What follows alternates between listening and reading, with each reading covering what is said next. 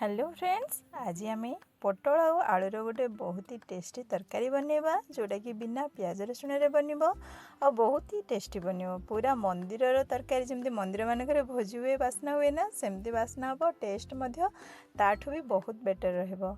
तो यही पोटल आलू तरकारी करने मुझे नहीं जाइए पोटल किसी सीझा आलू आउ मटर गोटे छोट बाउल। तो पोटलर चोपा उपरू जो पतला स्किन थाए ताकू मु जांची नहीं आमती तेरछा भाव में काटी नहीं। पोटलर ऊपर स्किन को आम काढ़ी नवा आउ तेरछा तेरछा एमती काटी नवा। आलू ये मु सीझा आलू नहीं आपन चाहिए कंचा आलू को काटिकी नहीं पारे। तापाई गोटे मसला प्रस्तुत करवा। मसला मुझे नहीं जाइए दुईटा मीडियम साइज टमाटो, 2 इंच अदा, 2टा काश्मीरी रेड चिली जोड़ार कि कलर बहुत सुंदर आसो, ता सहित गोटे चम्मच जीरा, गोटे चम्मच धनिया और 2टा कंचा लंका से अल्प पानी दवा और यार गोटे स्मूथ पेस्ट बन नवा। देखो आमर पेस्ट बनिकी रेडी हो जाइए। आम अदार परिमाण टी अधिक नहीं जाए कहीं बिना प्याज रसुण बनब, तो अदार परिमाण टी अधिक नवा। बर्तमान गोटे कड़ाई गरम करवा, से बड़ चम्मच 2 चम्मच तेल देवा। पाखापाखि 2 ରୁ 3 चम्मच तेल देवा कहीं आम ए पोटल को प्रथम भाजी काढ़ा और तेल गरम हो गले से पकईदेवा पोटल गुड़िक। तेल पोटल गुड़ी को प्रथम एपट सेपट कर 2-3 थर भल भाव एपट सेपट करनवा और 2 मिनिट या आम कभर करनवा। देखो पूरा तेल रे भाजी जाऊँगी। फ्लेम को आम लो करवानी, हाई फ्लेम रे ही 2 मिनिट घोड़े नवा। 2 मिनिट पर देखिए घोड़ा काट सारिया पर से भल भाव टी स्मूथ हो जाइथिबो, किंतु आम या 10 मिनिट पर्यंत भाजवा। पोटल भल भाव जो पर्यंत स्मूथ न होइछि, ए 2 मिनिट रे हल्का गोल्डन कलर होइछि ताको आम एपट सेपट आउ थे करवा। आ या ऊपर पकईदेवा आम जो रखिथिले मटर। मटर को आपन चाहिए अलगारे बॉयल करें, किंतु मुझे पोटल सहित ही भाजी नहीं, एमती भी बहुत टेस्ट लगे। तो पोटल रे मटर पकई सारिया पर ताको आउ 4-5 थर एपट सेपट कर भाजी नवा आउ ताको कभर करनवा आउ 2 मिनिट। 2 मिनिट पर कभर काटी देखा भल भाव आमर मटर भी हल्का सॉफ्ट हो जाइथिबो और पोटल मध्य सॉफ्ट हो जाइथिबो। ताको एमती 2-3 मिनिट पर्यंत भल भाव भाजी नवा। तापर आम गोटे बाउल रे बा गोटे कौनसी गिना रे गरम पानी नवा और गरम पानी रे ए पोटल आउ मटर को तेलरू भल भाव छाणिकी एथिरे पकई नवा। तेल जदि अधिक अच्छी तो भल भाव आम काढ़ी नवा, कहीं अल्प टिके तेल आम कड़ाई रहा देवा। बेसी तेल जदि सामान हो जाए तो ठीक अच्छे, जदि बलुची तो कड़ाई रहा देवा। एमती आड़े कि आम प्रथम पोटल आ मटर को काढ़ी गरम पानी रे पकेवा, कहीं ये जो मटर गुड़िक तेल रे भाजीदेला पूरा सुखा बनी जाए, पूरा टाण बनी जाए। जदि एमती खाली रे रखिबा तो ताको आम गरम पानी रे ही पकेवा। तापर से बलगा तेल रे आ गोटे चम्मच तेल ऐड करवा, से गोटे चम्मच जीरा, 2टा तेजपत्र पकेवा आउ आम जो बाटिक रखिथिबा मसला को देबा आ ताको आम सांगे सांगे कभर करनबा। जदि आम मसलाटा पोको पोको कभर करवा ना, पूरा मसलार तेल मसला ऊपर को पळै आसीबो आ बहुत बढ़िया भाव में मसलार बास्ना भी आसीबो, भल भाव कषि भी हेबो।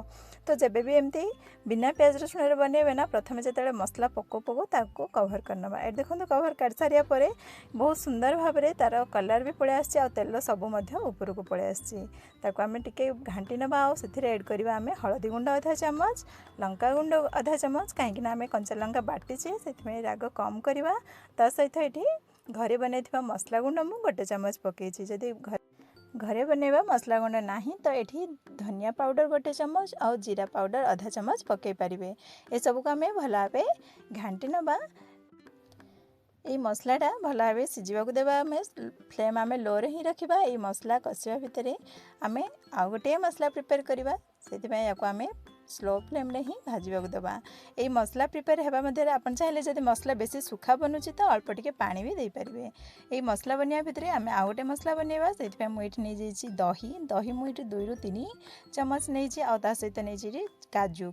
ये मुझे गुंड काजू नहीं, आपण पाखे जदि गुंड काजू नहीं तो गोटा काजू आमर जो खाइबा जोटा व्यवहार करूँ से गोटा काजू आम 4-5टा नहीं पारे। से गुंड काजू को मुझे भल भाव धोईकी नहीं जाइए। ता सहित किसी गोटा मसला जमती डालचीनी गोटे खंड, गोटे बड़ अलैच, छोट छोट 3टा अलैच आ 2-4टा गोलमरिच, ए सब आम से ऐड करनबा। जदि आपण पाए से जो फूल थाए जो अनासी फूल जदि अच्छी तो गोटे भी मिसई देबे। यार भी गोटे पेस्ट बनईकी आनिबा। एपट देखंतु मसला भल भाव आमर कषि हो जाइए। एथिरे बर्तमान आम ऐड करदेबा ए जो दही आ काजूर पेस्ट को। एई पेस्ट को एई मसला रे ऐड करबा और फ्लेम को लो रखिथिबा काहे ना एथरे काजू अछि और दही भी अछि काजू कड़ाई रा तळ को लागि जिवो और दहीटा जो फाटी जिवो जदी फ्लेम अधिक थिबो सेतमे लो फ्लेम रे ही पकेबा या को हमें भला भाबे मिक्स करनबा से सब को हमें लो फ्लेम रे धीरे धीरे घांटीबा देखिबे बहुत सुंदर फ्लेवर सहित पूरा मंदिर रे भोजी मानकर मंदिर मानकर जो भोजी हेले जेमती बास्ना हुए ना सेमती बास्ना हबा और बहुत बढ़िया लागिवो मसला भला भाबे कषि हो गले से आमे ऐड करदेबा सिजा आलू आमे प्रथमे ऐड करनबा और से मसला सहित भला भाबे ताकू मध्य घांटी नबा से सबको भला भाबे गोले सारिया परे आमे एथरे ऐड करबा आमे जो बतुरे की रखिथिले मटर आउ पोटल को से मटर आउ पोटल को मध्य एथिरे ऐड करबा से सब को मध्य मसला सहित भला भाबे आमे गोले नबा फ्लेम को हाई करबानी लो रु मीडियम फ्लेम रे ही या को आमे प्रस्तुत करबा तार फ्लेवर बहुत बढ़िया आसीबो हाई फ्लेम रे मसला पोड़िला परि लागे पितुड़िया बास्ना आसीबो पिता पिता लागिबो सेति पे आमे लो फ्लेम रे ही आपको आमे गोलेबा ए सब गोले सारिया परे देखंतु आपन जदी ग्रेवी मोटा दरकार तो एमती भी रहिबा को देबे किंतु जेहेतु काजू पड़िछि पूरा मोटा बनी जीवो ठंडा हैला बेल को पूरा गाढ़ा बनी जीवो सेति आमे एथिरे आवश्यक अनुसार पानी देबा ए पर्यंत आमे लूण व्यवहार करि नथिले एथिरे आवश्यक अनुसार लूण पकेबा ता सहित गोटे आधा चामच मोठी गुड़ ऐड करछि आपण माने भी निश्चय गुड़ ऐड करिवे गुड़ ऐड कले ना तरकारी रो फ्लेवर बहुत बढ़िया लागे खास करके एमते बिना प्याज रसुण रे तरकारी बनौतले मंदिर रो फ्लेवर आनिया चाहतिले अल्प टिके गुड़ निश्चय ऐड करिवे बहुत बढ़िया बास्ना सहित टेस्ट मध्ये बढ़ी जीवो सब टेस्ट को बैलेंस करिवो ए गुड़ बदले आपण चाहिले चीनी पके पारिबे किंतु अल्प टिके मीठा निश्चय देबे ए सब को आमे भला भाबे गोळे नबा आवश्यक अनुसार पानी भी देबा किंतु बेसी पतला करबानी एमती ग्रेवी मोटा थिले ही तरकारी बहुत बढ़िया लागे ए सब को आमे गोळे नबा ऊपर पके देबा आमे कस्तूरी मेथी को मध्य आमे हाथ रे टिके खसिकी भला भाबे पके नबा आ थरे टिके एपट सेपट करी घांटी नबा तरकारी पाखा पाखी पूरा प्रिपेयर हे सारलानी ताकू आमे आउ 2 रु 3 मिनिट पई कवर कर नबा मीडियम फ्लेम रे सिझिबा को देबा भला भाबे सब सिझि जाय छी किंतु सब गुडा बैलेंस ठीक हेबा पई सब गुडा रो टेस्ट आकू आमे 2 मिनिट पई कवर कर नबा